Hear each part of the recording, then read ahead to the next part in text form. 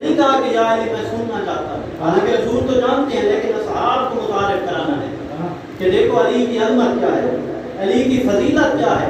اب کوئی عام انسان نہیں کہہ رہا، کائنات کی رحمت کہہ رہی ہے، سلطان الانبیاء کہہ رہے ہیں، بہت اندازہ کریں وہ فضائل کیسے ہوئے کہ یا علی اريد ان اعرف فضلك من الله عز وجل، یا علی میرا دل چاہتا ہے، مجھ محمد کا دل چاہتا ہے تمہاری وہ فضیلت دیکھوں جو اللہ نے تمہیں عطا کی ہے، کیا تم چاہتے ہو؟ مولا علی فرماتے ہیں نعم یا سیدی، نعم یا رسول اللہ، یا رسول اللہ میں حاضر ہوں، بلا یا رسول اللہ، یا رسول اللہ حکم کرے میں حاضر ہوں۔ تو رسول خدا فرماتے ہیں یا علی اخرج الى صحن المسجد، کہ علی صحن مسجد میں چلے جاؤ، جب سورج طلوع کرے، اذا طلعت الشمس فکلمها حتی تکلمک، کہ اے علی اگر مجھے اپنی فضیلت دکھانا چاہتے ہو تو ایسا کرو کہ مسجد کے صحن میں چلے جاؤ، جب سورج طلوع کرے تو سورج سے اس وقت تک کلام کرنا جب تک سورج آپ کے کلام کا تجھے جواب نہ دے۔ تو سلمان محمدی کہتے ہیں فخرج علی الی صحن المسجد، کہ علی اپنے ابی طالب صحن مسجد میں آتے ہیں اور کھڑے ہو جاتے ہیں، اتنے میں فلما طلعت الشمس، جب سورج نے طلوع کیا، علی نے سورج کی طرف دیکھا، دیکھ کر کہتے ہیں السلام علیک ایتھا الشمس، ابھی علی نے جیسے سلام کیا سورج پر، کہا السلام علیک ایتھا الشمس، علی کے سلام پڑھنے کے ساتھ شمس کی سین ختم نہ ہوئی تھی، یا سورج نے پلٹ کر جواب دیا وعلیک السلام یا اول ہو یا آخر ہو یا ظاہر ہو یا باطن ہو یا من ہوا بکل شیء علیم۔ توجہ فرمائی آپ نے کہ ابھی رسول خدا نے کیا ارشاد فرمایا، یا علی اس وقت تک کلام کرنا جب تک سورج جواب نہ دے، ابھی میرے مولا کا سلام ختم نہیں ہوا تھا، یا سورج نے کہا وعلیک السلام یا اول ہو یا آخر ہو یا ظاہر ہو یا باطن ہو یا من ہوا بکل شیء علیم۔ جب یہ جملہ سنا آپ کے چہرے مسکرا اٹھے، کوئی سوچ میں ہے کہ اس سے مراد کیا ہے، تو وہ اصحاب کا مجمع تھا، عربی جاننے والے تھے، جب یہ جملہ سنا نا پریشان ہو گئے، فضحکت الصحابہ، حیران و پریشان ہو گئے، کہتے ہیں یا رسول اللہ نسمع من الشمس، یہ ہم سورج سے کیا سن رہے ہیں؟ کل آپ نے ہمیں کہا اول آخر ظاہر باطن ہر چیز کا جاننے والا اللہ کی ذات ہے، آج سورج علی کو اول بھی کہہ رہا ہے، آخر بھی کہہ رہا ہے، ظاہر بھی کہہ رہا ہے، باطن بھی کہہ رہا ہے، اور ہر چیز کا جاننے والا بھی کہہ رہا ہے فصار علی ربا یعبد، کیا علی رب ہو گیا، اس کی عبادت کی جائے؟ جب یہ جملہ کہا نا تو رسالت کے چہرے پر جلال ہے، وہ وحدہ اللہ شریک کا نمائندہ تھا، چہرے رسالت پر جلال آیا، فرماتے اسکتوا فإن لكل مقام، خبردار ہر ایک کا اپنا مقام ہے، وہ خالق ہے علی مخلوق ہے، وہ رازق ہے یہ مرزوق ہے، یہ ساجد ہے وہ مسجود ہے، کہ دیکھو علی عبد خدا ہے، وہ علی کا معبود ہے۔ اب مجھ سے پوچھو کہ سورج نے علی کو اول کیوں کہا؟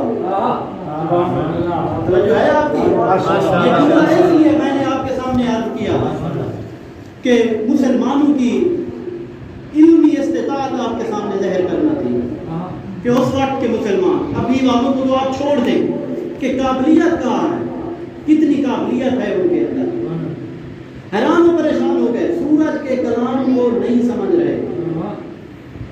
سورج نے کہا نا کہ یا اول ہو، پریشان ہو گئے، کہتے یا رسول اللہ علی خدا ہو گیا، اعوذ باللہ من ذالک، علی کی عبادت کی جائے؟ کل آپ نے کہا اول آخر خدا کی صفات ہیں، چہرہ رسالت پر جلال آئے، کہتے ہیں کہ جہاں تک سورج کے اول کہنے کا تعلق ہے فَإِنَّهُ أَوَّلُ مَنْ آمَنَ بِهِ وَصَدَقَنِي، کہ جہاں تک سورج نے علی کو اول کہا ہے تو علی وہ پہلا انسان ہے جو سب سے پہلے میرے اوپر ایمان لایا، اور جس نے سب سے پہلے میری تصدیق کی، بلکہ یوں کہوں کہ حاضرین اس وقت جو موجود تھے ان میں سے اکثر کے آباء و اجداد محمد مصطفیٰ کو جھٹلا رہے تھے، علی تصدیق کر رہے تھے۔ اور جہاں تک رسول خدا فرماتے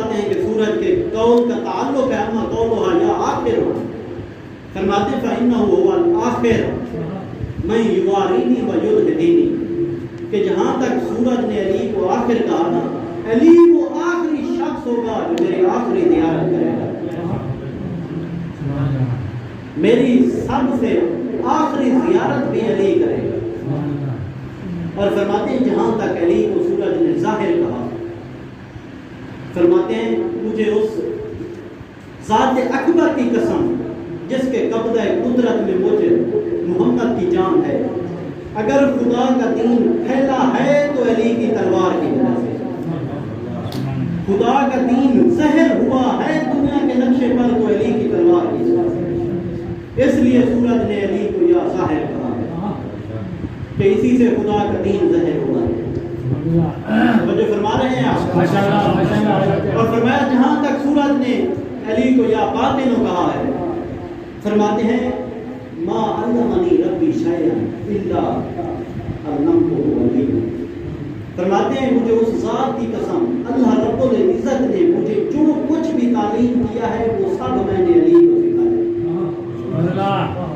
اور پھر علی کا کمال ہے کہ ہر باب میں سے ہزاروں باب آگے اور پیدا کیا، کہ اتنی ترقی کی پھر مولا نے، اتنا علم مولا کو اللہ رب العزت نے اور رسالت میں آپ نے عطا کیا کہ رسول خدا فرماتے ہیں میرے علمی دینت جو ہے، میرے علمی اس کا باطن علی ہے، اور جو کچھ خدا نے مجھے سکھایا میں نے علی کو سکھایا، اس لیے علی ہر چیز کا جاننے والا ہے کہ اللہ رب العزت نے علی کو ہر چیز کی تعلیم دی۔ آپ دیکھیے وہیں پر جملہ دوبارہ لے کر آتا ہوں کہ وہی مسلمان ہیں جن کے سامنے قرآن اترا، جن کے سامنے محمد مصطفیٰ کی زندگی گزری، مگر اس سب کے باوجود وہ سورج کے کلام کو نہیں سمجھ رہے۔ جو سورج کے کلام کو نہیں سمجھ سکتا وہ محمد مصطفیٰ کے کلام کو کیسے سمجھے گا؟ آواز بلند سر صلوات۔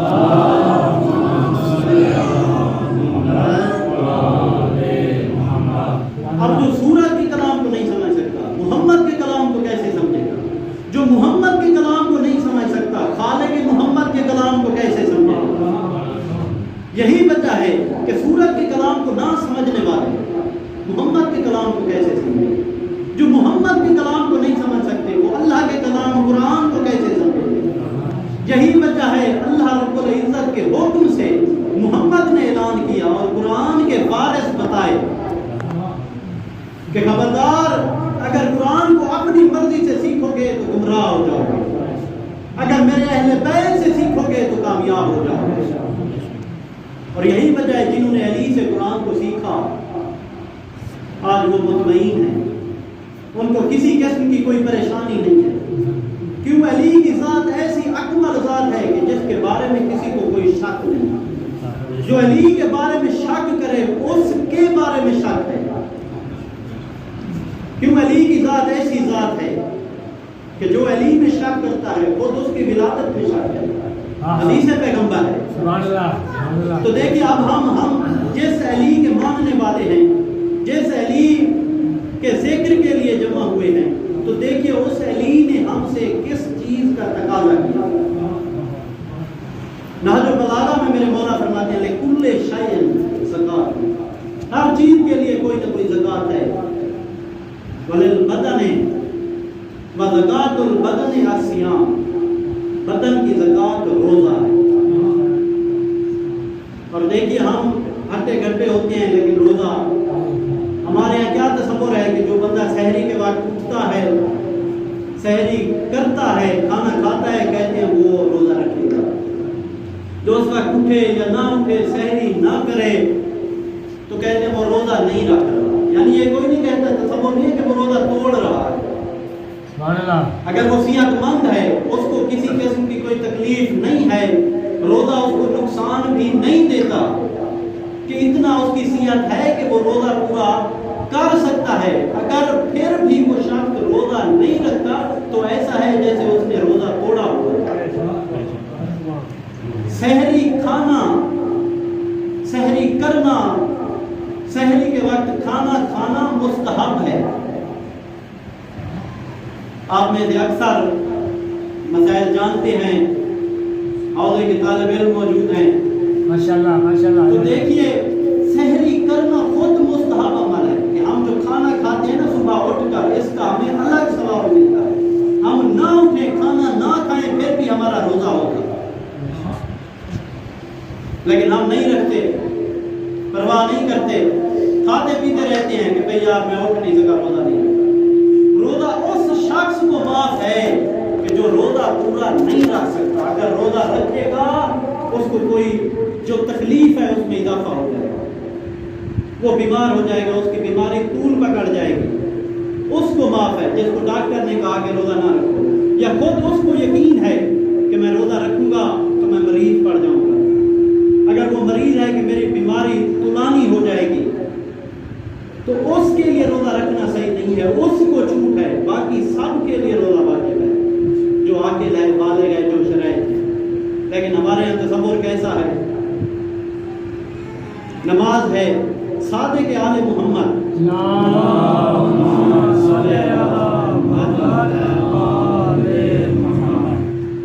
کہ ہم جن سے ہمارا مذہب مشہور ہے کہ فقہ جعفریہ، وہ اپنے آخر وقت میں فرماتے ہیں اپنے اہل و عیال کو جمع کیا، سب کو کہا بلاؤ، جتنے بھی میرے اقرباء ہیں بلاؤ.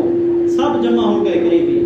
امام فرماتے ہیں کہ خبردار سن لو کہ ہماری شفاعت اس شخص کو ہرگز نہیں پہنچے گی جو نماز کو اہمیت نہیں دیتا. کہ جو تارک صلاۃ ہے وہ کہاں، جو نماز کو اہمیت نہیں دیتا. صادق آل محمد کہہ رہے ہیں کہ ہماری شفاعت اس کو شامل حال ہوگی. یعنی کتنا وہ تاکید فرما رہے ہیں، نماز کی اہمیت کس طرح وہ بیان کر رہے ہیں. اب ہمارے ہاں دیکھیے کہ بندہ نماز نہیں پڑھتا. چلے ایک چیز ہے کہ جماعت کے ساتھ اگر وہ مشکل ہے، اس کے لیے کہیں کوئی اس کا کام ہے، کاروبار ہے، دکان ہے، مزدوری کرتا ہے، جماعت میں نہیں کام کرتا، کم از کم فراڈا تو پڑھے، مسجد میں آ کر پڑھے، ثواب ہے. مسجد میں نہیں پہنچ سکتا، کم از کم گھر تو پڑھے. واجب تو ہے نا، وہ تو معاف نہیں ہے کسی صورت میں. یہاں تک ہے کہ سمندر میں بندہ ڈوب رہا ہے، اس کے پاس ٹائم ہی نہیں ہے، اس کو اتنا ٹائم ملتا ہے کہ سر باہر نکلتا ہے اور اس کو پتہ ہے کہ آپ پھر پانی میں جاؤں گا زندہ نہیں لوں گا، کہیں ڈوب کے مار جاؤں گا، تب بھی نماز معاف نہیں ہے. اس وقت بھی وہ نماز کی نیت کر لے. یعنی اتنا سختی ہے نماز کی کہ بندہ کھڑے ہو کر نہیں پڑھ سکتا، بیٹھ کر نہیں پڑھ سکتا، لیٹ کر پڑھے، لیٹ کر نہیں پڑھ سکتا، اشاروں سے پڑھے، ہاتھوں کے اشاروں سے نہیں پڑھ سکتا، آنکھوں کے اشاروں سے پڑھے. یعنی نماز معاف نہیں ہے. اور نماز کی اہمیت آپ شیعان حیدر اقرار سے بہتر کون جان سکتا ہے کہ جن کے ائمہ نے قربانی ہی نماز کے لیے دی. اور جس امام کی آج شہادت ہے اس نے قربانی اسی نماز کے لیے تو دی. کم از کم شیعوں کو نماز نہیں بھلانا چاہیے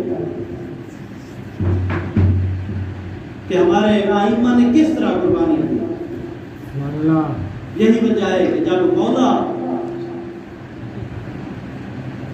19 ماہ رمضان کی صبح کو آئے نا مسجد کی طرف جا رہے ہیں اور آپ سنتے رہتے ہیں کہ مولا نے پرندے گھر میں رکھے ہوئے تھے، انہوں نے مولا کی آواز کے دامن کو تھاما.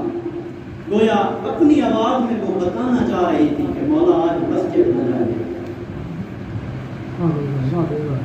لیکن وعدہ پروردگار کا وقت آ چکا تھا. مولا جاتے ہیں مسجد میں، اذان دیتے ہیں. جب گھر سے جانے لگے نا تو بی بی نے کہا تھا بابا یہ بطخیں رو رہی ہیں، آپ کا دامن پکڑ رہی ہے، بابا ایسا کریں اپنے مؤذن کو کہتے ہیں آج وہ اذان دے دو. بابا آج آپ کا کوئی بیٹا نماز پڑھا رہے گا. کہا نہیں پڑھا، تمہیں نہیں معلوم. اور مولا کیسے کہیں اپنی بیٹی کو کہ اے میری بیٹی یہ علی کی آخری اذان ہے، علی کی آخری نماز ہے. بس ہزاروں علی آتے ہیں صحن مسجد میں، گلدستہ اذان پر آتے ہیں، اذان دیتے ہیں. جب اللہ اکبر. ادارو عجیب تاثیر تھی اس جملے میں. یہاں تک تاریخ میں ملتا ہے کہ مائیں بچوں کو اٹھا رہی تھی کہ جاؤ علی اذان دے رہے ہیں.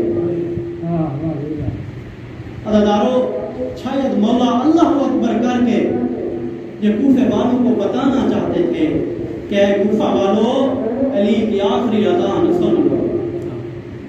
ادارو ایک اذان علی نے دی اپنی زندگی کی آخری کوفہ کی مسجد میں, اور ایک اذان کربلا کے میدان میں علی اکبر نے دی. ادارو فرق کیا ہے دونوں اذانوں میں؟ ایک اذان کوفہ میں دادا دے رہا ہے اور کربلا کے صحرا میں پوتا دے رہا ہے. ادارو یہاں بھی آخری اذان ہے علی کی, کربلا میں بھی علی اکبر کی آخری اذان ہے. مگر ادارو فرق کیا ہے؟ یہاں جو کوفہ میں علی اذان دے رہے ہیں, ادارو علی سحری کر کے گئے ہوئے تھے, ادارو پانی پی کر گئے ہوئے تھے, وہ دستہ اذان کے اوپر علی کھڑے تھے. مگر ادارو جو اذان اکبر دے رہا تھا, ادارو 3 دن کا پیاسا تھا, خشک گلا تھا.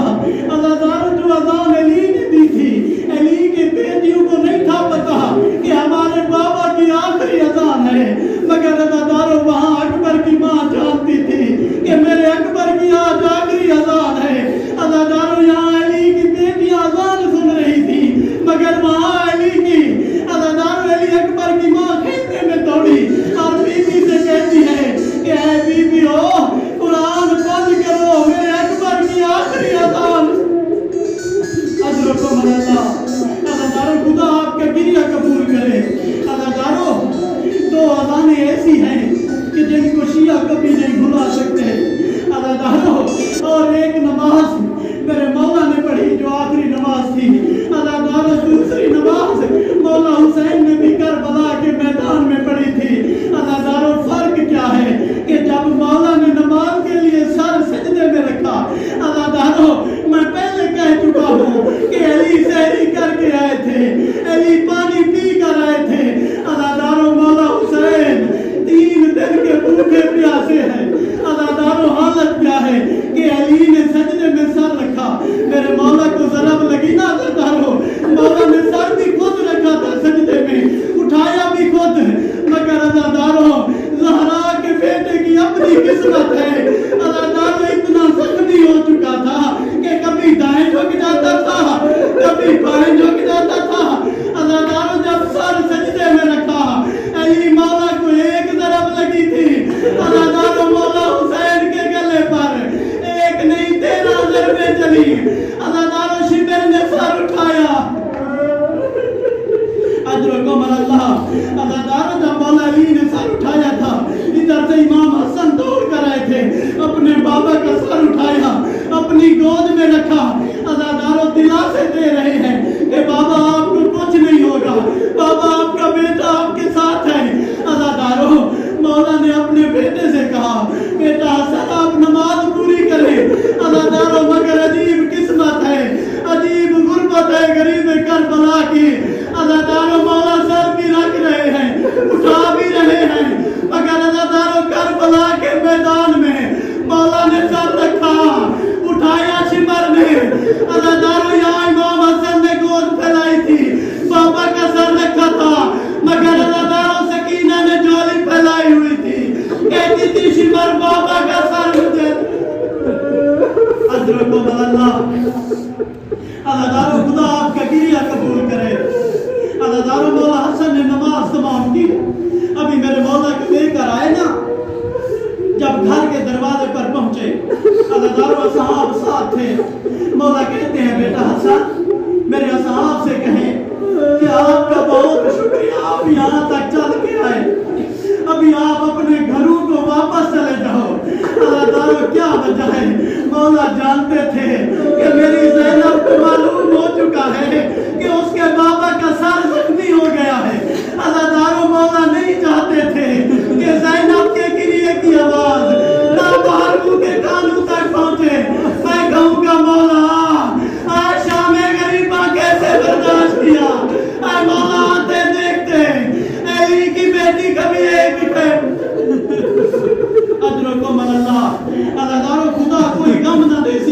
वाले अहले बैत के खुदा आपसे राजी और खुशनूद हो। बादशाह अज़ादारो मौला को अभी लेके आए घर में, या इतने में मौला को बताया गया कि मौला आपका कातिल गिरफ्तार हो चुका है।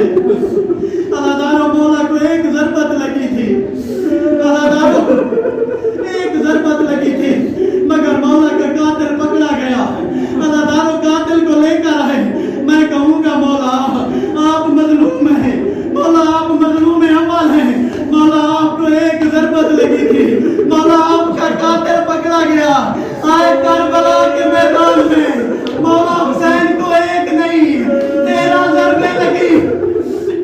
अज़ादारो रिवायतों में मिलता है कि शिमर साए निकाल कर अज़ादारो वक्फे वक्फे से ज़िबा कर रहा था, क्यों वो जानता था कि अब हुसैन का कोई नहीं रहा, हुसैन का छुड़ाने वाला नहीं रहा। हुसैन का अगर कोई है तो एक बीमार है, दूसरी उसकी बहन है जो बड़ी पर्देदार। बस अज़ादारो मौला को जब घर लेकर आए, अजीब रिवायतें हैं। अज़ादारो मोहम्मद इब्न हनफिया रिवायत करते हैं कि बड़ा मुश्किल था 19 का दिन मेरे बाबा के लिए। अज़ादारो 20 का दिन गुजरा। एक वक्त आया कि जनाब हुजर इब्न उदई आते हैं मौला से मिलने के लिए। अज़ादारो इतना करीम आका कि जनाब हुजर कहते हैं कि जब मैं गया ना, मैंने देखा, मुझे दूर से लगा कि मेरे मौला ने अपने माथे पर ज़र्द रंग की पट्टी बांधी है। कहता है जब मैं करीब गया, पहले मैं समझ रहा था ज़र्द रंग की पट्टी है, ऊपर खून के निशान है, मगर कहता है जब मैं करीब गया मेरी चीख निकल गई। मैं क्या देखता हूँ, ज़र्द रंग की पट्टी नहीं, अली के माथे का रंग इतना ज़र्द हो चुका है कि खून के दाग बने हुए हैं। मगर अज़ादारो जब अतीबा बुलाए गए, हकीम आए, अज़ादारो हकीम कहते हैं मौला हसन से उस वक्त घर में कौन कौन है अज़ादारो, या बनी हाशिम है या कूफे के यतीम हैं, कि जिनको मौला कहते थे कि खबरदार आज के बाद कोई आपको यतीम कहे तो कहना मेरा बाबा अली है। अज़ादारो वो अली घर में कूफे के यतीम हैं और बनी हाशिम है। अज़ादारो उस वक्त हकीम ने कहा मौला से, कहता है कि मौला इमाम हसन से, क्या है मौला हसन आपके बाबा को जो ज़रब लगी है ना वो इतना शदीद है कि आपके बाबा का बचना मुश्किल है। मौला अगर हो सके तो इनको दूध का जाम पिलाएं, मौला जितना हो सके इनको दूध पिलाएं।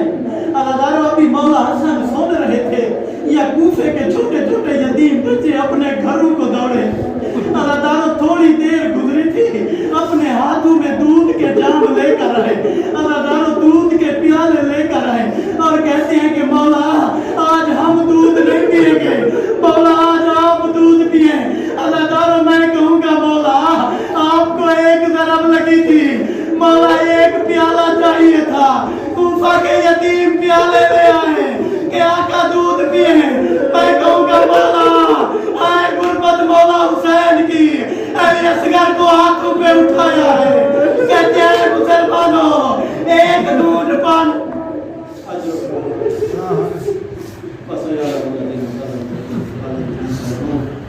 बारना